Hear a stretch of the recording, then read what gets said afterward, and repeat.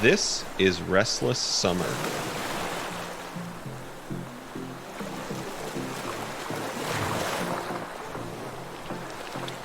Welcome back to the Restless Summer interview series, where we are still talking the young, restless, and reformed this summer. Pastor Michael, how are you doing?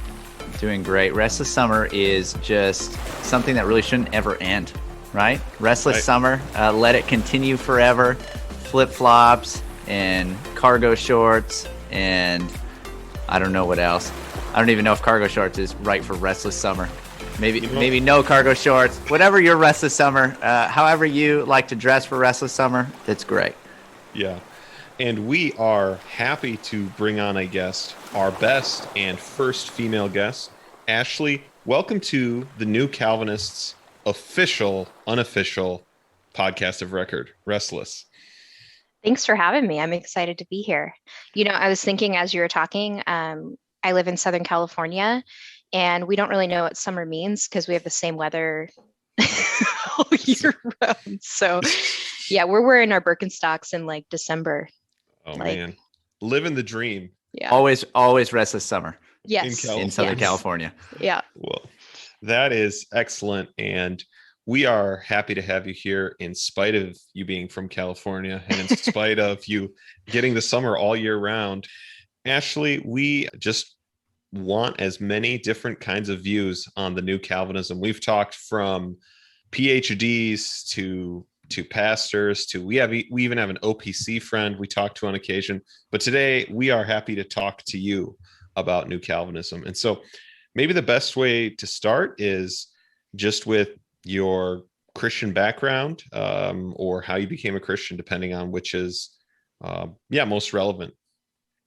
Yeah. So, well, I just want to throw out there, I actually am OPC as well. So, we have two OPC friends. So, I just want to throw that out there, but I didn't start out that way. My background is growing up mostly in Southern California. I went to a broadly evangelical church, evangelical school. Sometimes, it wasn't, something that was super important to us. I would say we were more like culturally Christian or nominally, whatever you want to call that. And at a certain point when I was in high school, I think I stopped attending altogether because it was kind of boring to me. I didn't find it helpful. I was busy.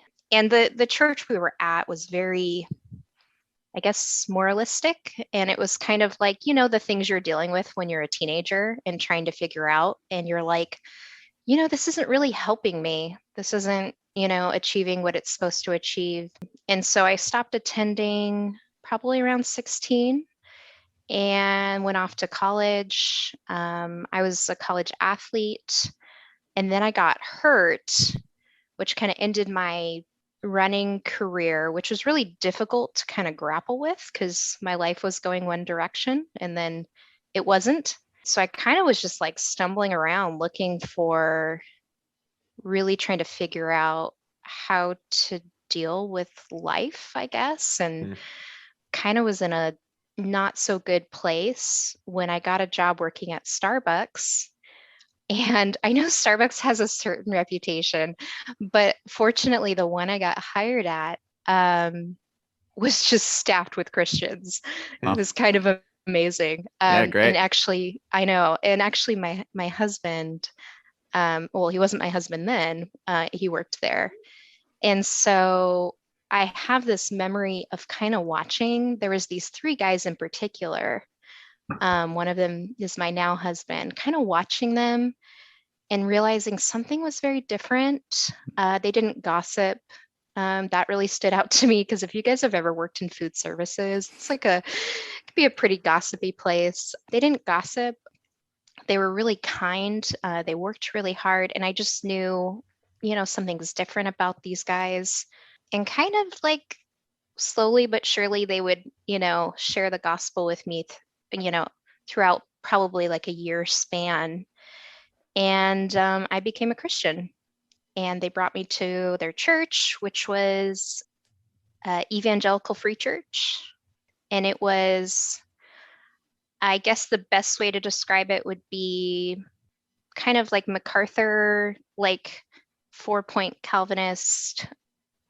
Yeah, I guess, yeah, that's the best way to describe it. So they brought me there, and yeah, I mean, I was like a sponge. I was just like so blown away because I had grown up going to church, even going to a Christian school, and the gospel truths, it was like the first time I'd ever heard them, and maybe I had heard them, but I was just amazed, and just learning like a ton. So I think Mm. that's the short version of that story. Awesome. I love the covert Christian takeover of Starbucks. Yeah. That's fantastic. I hope that's still going. If you need a job, feel free to apply at Starbucks, everybody. Do a little covert takeover. That'd be great. Yeah, it really was amazing. They had such a great just like witness in just loving the Lord, and yeah, just the way they treated people really stood out to me. So Awesome. Covert takeover of Starbucks EFCA. Shout out to the EFCA. I grew up in the EFCA, and still very dear to my heart, still very connected in some ways to the ministry of the Free Church. What is it that you would say then, kind of brought you into the new Calvinism, or how did you become when did you become aware of that? What was your kind of move from simply, coming into the faith to coming into this particular movement? yeah, I think that's a little unclear to me. So it was 2011 when I became a Christian, and I think the church, the EFCA church that I was attending, was very much, at least the college group was very much into Young, Restless, and Reformed, especially a lot of the authors like John Piper. I remember him being like a big deal. I didn't actually hear the term Young, Restless, and Reformed until we were going to an OPC, and I heard someone, mention it, like, oh, Young, Restless, and Reformed. Like, oh, what's that? And then I looked back and go, oh, yeah, okay. But there were a few kind of like funny things that happened. Like, I know a lot of people have like a cage stage with Calvinism where they like find out about it. And I think you guys have talked about the cage Yes, stage. I am the cage stage king, no doubt. So I had to rewrite "Jesus Loves Me" to a Right, more right. appropriate Yeah. Calvinist version. The cage stage. Yeah. We hope to cover much more about the cage stage at some point. We haven't quite gotten into that, but we have big plans on the cage stage. Okay. So what's weird is I never had a cage stage. Like, Okay. and I don't know if it's a male female difference. Like, I don't know. But I just like when I first started going, they were like, hey, the Bible talks about predestination. And honestly, I was so like just like blown away by, I don't know, Christian, and you're just like I just want to know everything, that I was just like, yeah, sounds right to me. Good. Yeah, of course. Yep. Right. It was just very natural and organic instead of something that was maybe a sharp dichotomy from something that you had been taught before. Yeah. And actually I'll tease my husband for a second. On our second date, which was like a few months after I became a Christian, he was like, so what do you think about predestination? And I was like, I don't know, like it sounds good to me. Like, and I tease him about that because I'm like, it's like you were feeling it out, making sure I was a Calvinist before before we go any further. Nice. He most certainly was. My wife, she was asked about predestination before we ever dated, so I was couldn't even risk it. Yeah. It was so dangerous. Yeah, no, that's and it kind of makes sense, especially there in California, in a church probably very influenced by MacArthur, like you said. Mhm. Yeah. So I think you guys asked, how did I guess become acquainted with Young, Restless, and Reformed. I actually didn't know the term Reformed I remember someone would come into our Starbucks a lot and talk to the guys about theology and stuff.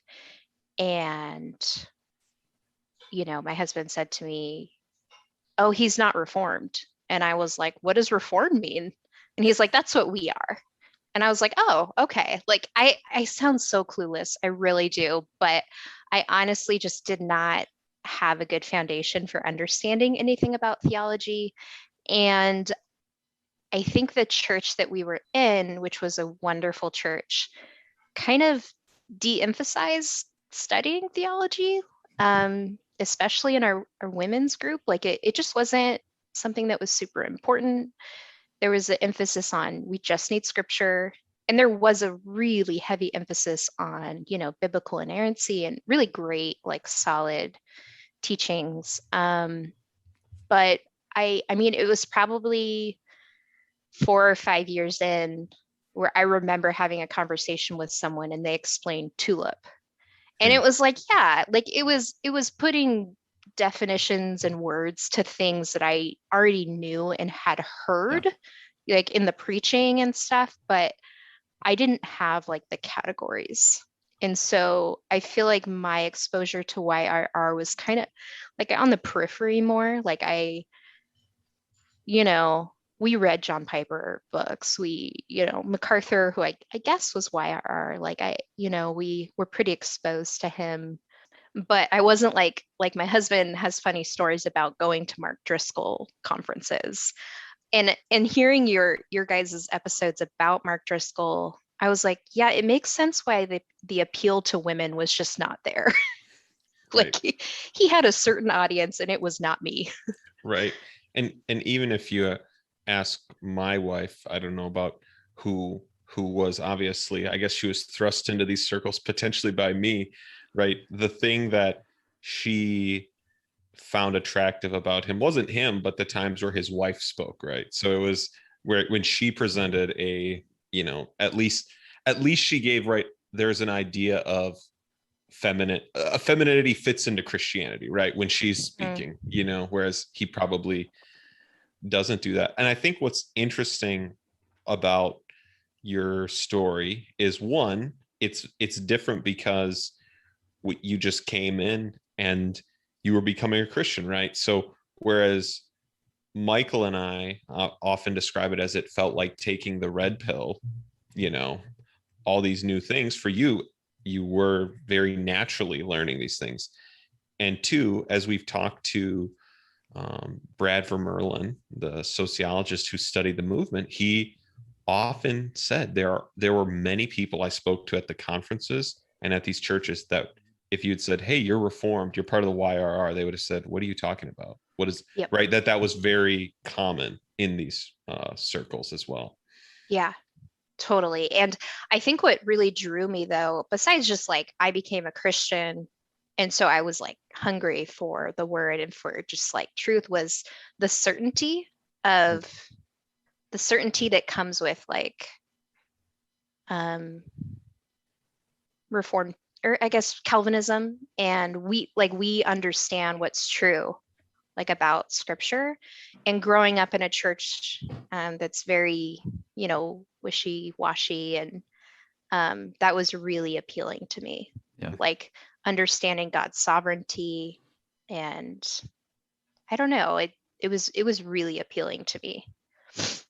I think that was pretty common to have, even just to have a group of people that were teaching something with a kind of conviction where they were like, this is the truth. It's not like one of the options for the truth. This is the truth. And I do think that was attractive to a lot of us. I think that was one of the things that spurred a lot of us on to follow more and read more and study more. Yeah, definitely. So we've got to ask, because we ask everyone this question. It sounds like your husband would have answers. Is there a particularly maybe new Calvinist cringe thing you're willing to cop to? I guess I've copped to like 3 on this podcast already. So I actually thought, I was thinking about this question and I do have one. But yeah, my husband, his would probably be going to the Mark Driscoll conference where it was about Song of Solomon. That would probably be Classic. his. Bold move. Yep. What was Yeah, it? It was like Peasant Princess series or something like that. I don't know. And it's just funny because he didn't even have a girlfriend at the time or anything. So he went with all his single like friends and they went. So it's just funny. Like, what were you doing there? But I think when I've looked back, my cringe moment wasn't so much associated with any of the common YRR teachers, but it was more trying to think of the best words to explain this, because there was like this sense of like, we understand, we have the corner on truth, and there was this real focus on bearing fruit and doing like the test that's in First John 1. That's what they would talk about it as, the test. We were really quick to label people as saved, not saved. Mm-hmm. Like Yeah. we would have people come into our college group, which was really great. It was a great group. But they would come in, they would be really excited, they'd stick around for 6 months, and then, they'd be gone, they'd be kind of living like very worldly, and we'd go, oh, I guess they were never a Christian. And looking back, like now as a Reformed person, I've been in the Reformed church for 5 years, and I just would not say that. Like just the sureness we had about other people's position with the Lord. Oh, it's more than cringe. It makes me like, ooh, like I can't believe we used to talk like that. Yeah. And we would have conversations about people even like, oh yeah, they're not a Christian, like, because we just knew, we were 22 and we were like, Yep. like had really good understanding of who's saved and who's not, as if it's our job to determine that. And that just like really makes me cringe to this day. I do think that certainly for me, it came along and with this, when you become aware of election, right? When you become aware of this kind of certainty, can you explain to our listeners who may not be aware why a Reformed theology like you would find in the OPC, why you would be like, whoa, we don't talk that way anymore? Because that might be even foreign to some people. Yeah, I think the longer I've been Reformed, the less in some ways there's more mystery, and the less I think I'm the authority on anything, like especially like I look to, I'm a Presbyterian, and I know like Presbyterians do their thing in walking people through that, if people unfortunately are like excommunicated, it's a really long process. And I also think like, so I guess I have a high trust in like the church, the courts, and them making very heavy determinations about people, and seeing that done on a few occasions, and seeing like the pain in a pastor's voice as I don't know, I just realized it's a much bigger thing than just me kind of going, oh yeah, I heard they went to a party, like it's really not for me to say, and I don't know if that's the best explanation for why being Reformed, or if it's just a maturity, like as a Christian. Sure. And seeing people, now that I've seen this happen a few times, I just realize how heavy and how big it is, I guess. Yeah. So many of us were so glib and just like quick about it and frivolous in our, conversation. Like, oh yeah, of course they are not a Christian, or they are. And as if it was like just something you could talk about, over a drink or something like that. Yeah. Of course they're not a Christian. They don't want to come to our college ministry pizza parties anymore. Right. Right. I do think that does bring up this doctrine that the church fought about and discussed heavily, which is what you were talking about, Ashley, the doctrine of the keys to the kingdom, right? How big a deal that is, that how seriously it sounds like your pastor, and I think pastors of, we'll just say classical Protestantism, take the idea that the sins you forgive are forgiven, and the sins, right, that if you shut the kingdom, it will be shut, right? You bind and you loose, and that is a weighty responsibility, and is probably not something, for even growing, like in your college ministry or in mine, growing young Christians to trifle with. Yeah. I also think the teaching in the Reformed Church on sanctification is so much richer, and you realize, like, it's not like you flip a switch and you're a Christian and your life looks pretty good. It's a lifelong process that has a lot of stops and stalls, and on a given day your life may not look like it's just a long process. Yeah. It's a long process, and I've been grateful to learn more about sanctification being in the Reformed Church. I wonder if part of it too is, I've often thought, connected to just a kind of misunderstanding of the visible versus invisible church distinction a little bit, and maybe assuming that we can judge one from the other, right? So like we can, what I often think is we've been given the visible church, right? That's what we've been given to deal with. Just because, for instance, somebody's excommunicated from the visible church, it doesn't mean that they are not saved. It might mean that. It a lot of times seems to mean that, from what we can tell. But ultimately, that is going to be up to the Lord himself. But that doesn't mean that, we can just then go ahead and judge who's in and out simply based on what we can see. There has to be a lot more nuance, in a sense, in it, and leaving the secret things to the Lord. There are things that he has revealed to us.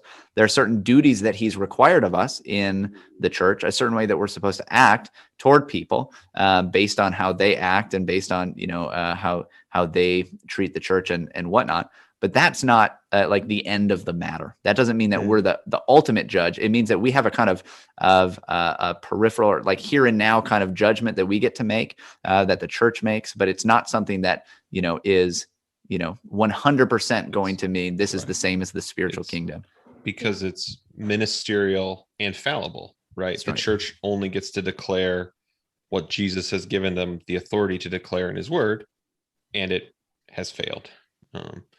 Ashley, you, when you talk about having joined the OPC, you talk about then becoming reformed, which is of course an interesting way to talk about it. What do you mean by becoming reformed? Yeah. So first, let me tell you, we were at the EV3 church. We ended up moving to Central California, and our friends there were like, hey, come to our church. And it was an OPC.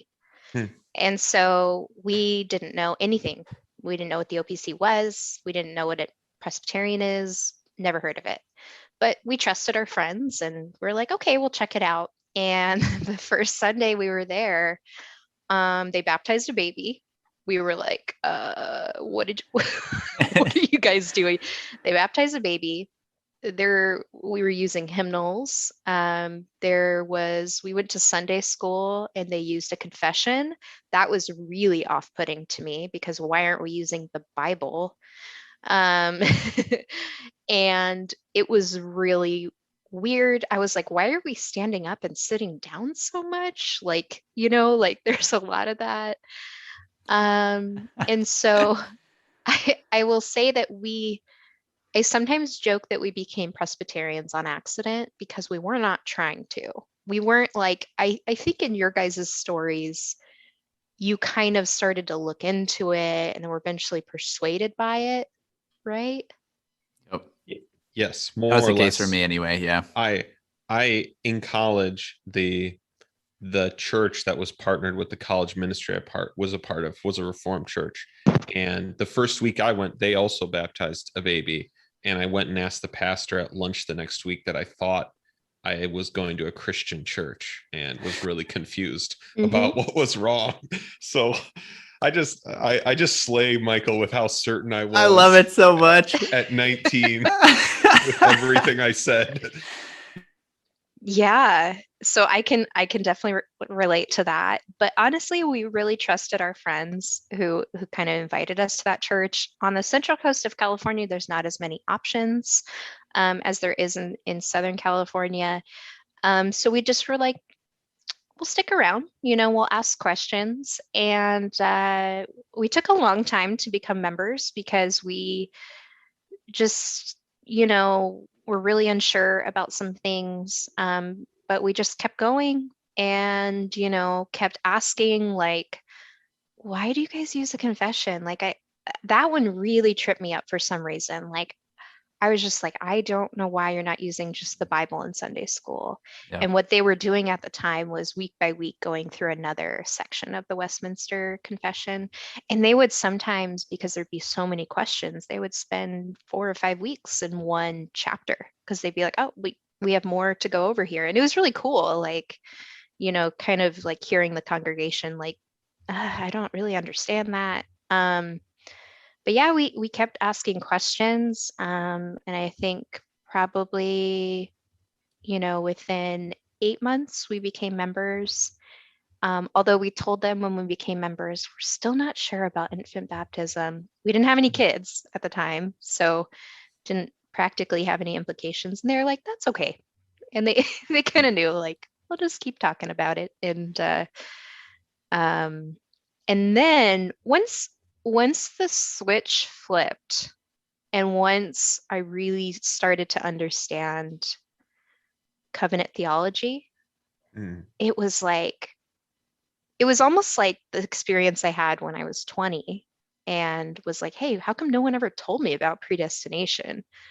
It was like that, where I was like, I want to understand this. I want to understand the confession. I want to understand how you get infant baptism, and that's when I really, for the first time in my life, started studying theology on my own and became just really interested. And So, so you associate becoming reformed, which I think is, yeah, obviously a very accurate understanding of it, with when you began to embrace and consider, I guess, the ramifications of covenant theology on. yes. Yeah, covenant theology. I remember our pastor gave me a short book because I had a lot of questions about worship. Like, why do you guys do this, that? And it was by, I think, Terry Johnson, just called Reform Worship. It's like probably 100 pages. And I read that, and like the regulative principle of worship, I was like, obviously, like, of course God should dictate how I mean, it was just a whole new world to Yeah. us. Is there a short resource on covenant theology like that you found helpful at that time? Yeah, yeah. Actually, the second OPC we were at, when we moved again, we did Sacred Bond. I think Zach Keel wrote it. You guys could fact check me. Let me double check you quick. Yeah. Yeah. But that one was really helpful in understanding the covenants. But it was pretty short. Yeah, Yeah. it's Yeah.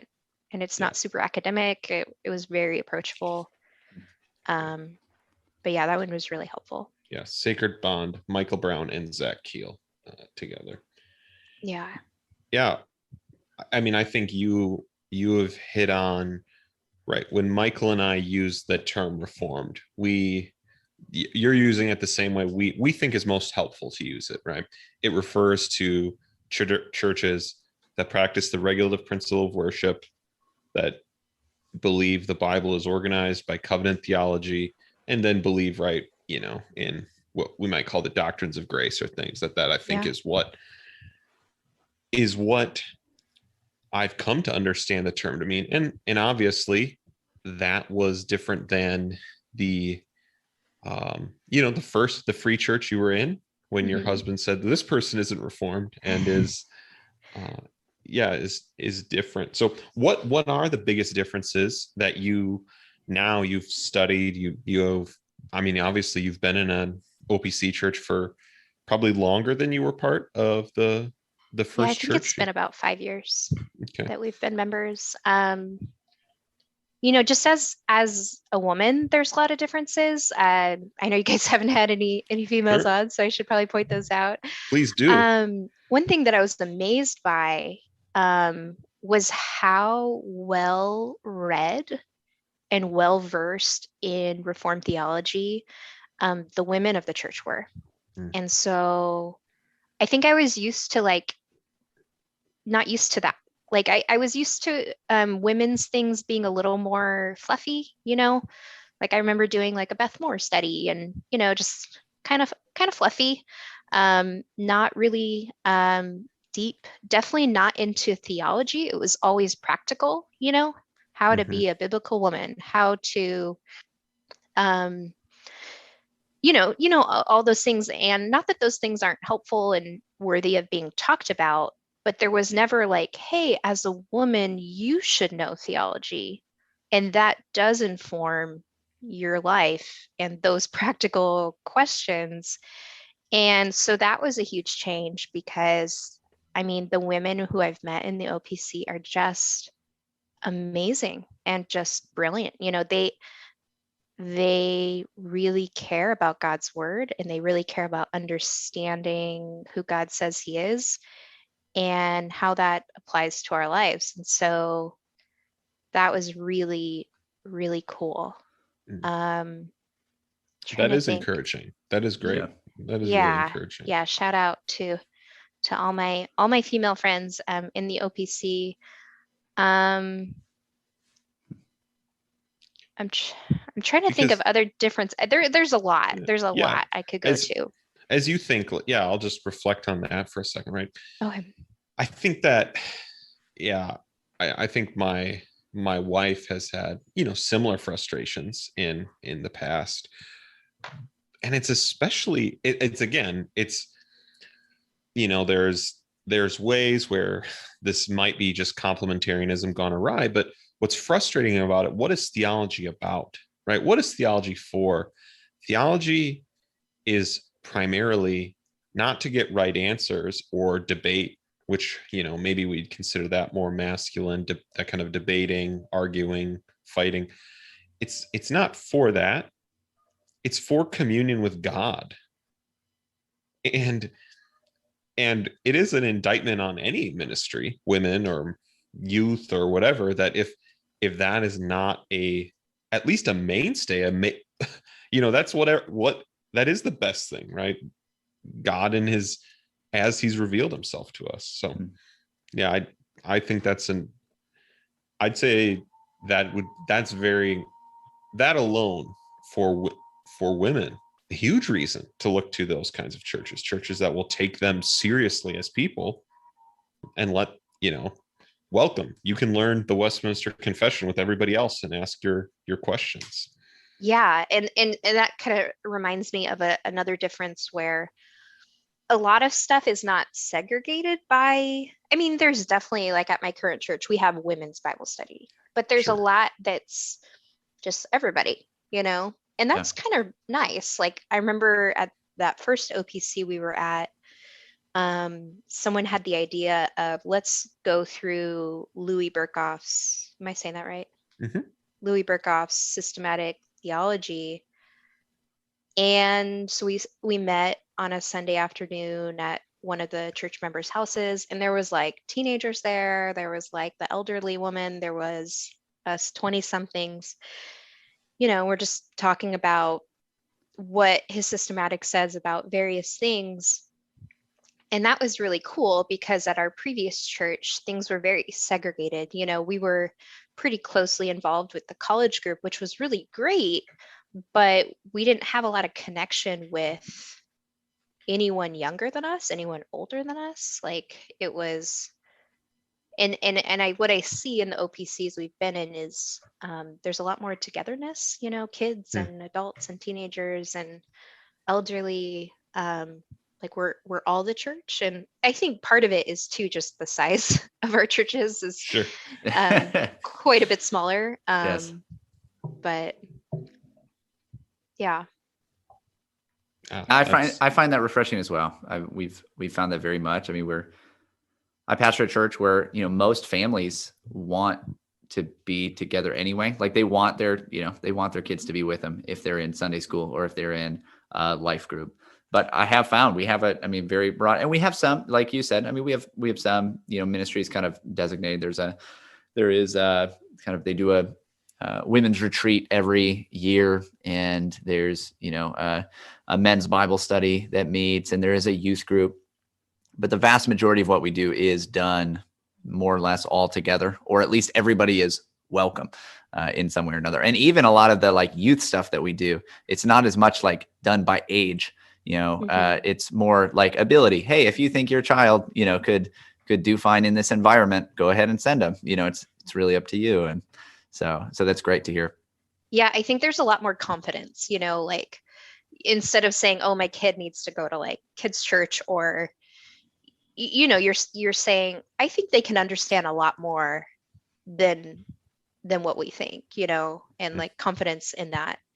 And I feel like what you see is like kids who, goodness gracious, we have kids in our church who know like 150 catechism questions. I'm like, wow, that's amazing. So yeah. Oh, that's great. Well, Ashley, we want to thank you for your time. But before we go, I guess if we've kind of moved all over, but as you look back, if you were going to review the YRR on Amazon, what would your review say? How many stars would you give it? What would your review say? The movement as a whole? Yeah, or put me on the spot. Sorry. Yeah. It's hard because there's so many things about it that actually were really good. Yeah. And then there are things that were not so great. Can I go like 3.5 stars? Am I Absolutely. No. Oh, I can do 3.5 stars. Oh, yeah. Okay. Yeah. Oh, yeah. I think you can on Amazon. So that we're playing by Jeff Bezos rules. So 3.5 okay. is allowed. I think I don't know like percentages, but a lot of us were funneled into like confessional churches. So I think it was like a bridge in a way. So that's really positive. So I'll go positive. Yeah, 3.5 stars. Yeah. Because it was a good introduction to. Yeah, it really was. And I think that is in many ways the biggest reason Michael and I together are thankful for it as well, because it functioned that way for us. Yeah. So, well, thanks for coming on. We will call it a day here this restless summer day, or we might just call it a normal day in California all the time. So, yeah, thanks for having me, guys. The OPC might be small, but it is well represented on Restless. Thanks, Ashley, for coming on. Rate and review the show. I'll let you get back to your restless summer later. My wife just started our bread maker, and so that if you heard that in the background, that was... Oh, no, you didn't even hear it. Okay.